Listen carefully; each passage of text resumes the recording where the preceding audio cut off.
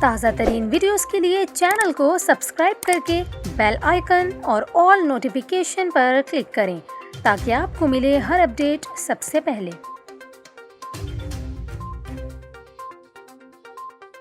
اور یہاں پر آپ کو افسوسناک خبر دیں، افغانستان کے جنوبی شہر قندھار کی مسجد میں نماز جمعہ کے دوران دھماکہ ہوا ہے جس میں کئی ہلاکتوں کا خدشہ ظاہر کیا جا رہا ہے۔ افغان وزارت داخلہ کے ترجمان کا یہ کہنا ہے کہ حکام دھماکے کی تفصیلات اکٹھی کر رہے ہیں۔ آپ کو بتائیں، مقامی صوبائی کونسل کے ایک سابق رکن نعمت اللہ وفا نے بتایا کہ مسجد میں ہونے والے دھماکے میں بھاری جانی نقصان ہوا، تاہم فوری طور پر کوئی تفصیلات نہیں ہے۔ اس کے علاوہ مقامی ذرائع کا یہ کہنا ہے کہ دھماکے میں اب تک 7 افراد ہلاک اور متعدد افراد زخمی ہوئے ہیں۔ آپ کو بتائیں، یہ دھماکہ اس وقت ہوا جب مسجد میں نماز جمعہ کا اجتماع جاری تھا۔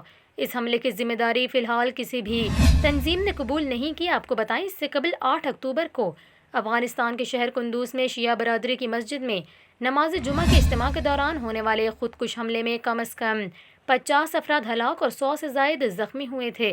اس حملے کی ذمہ داری شدت پسند تنظیم نام نہاد دولت اسلامیہ نے قبول کی تھی۔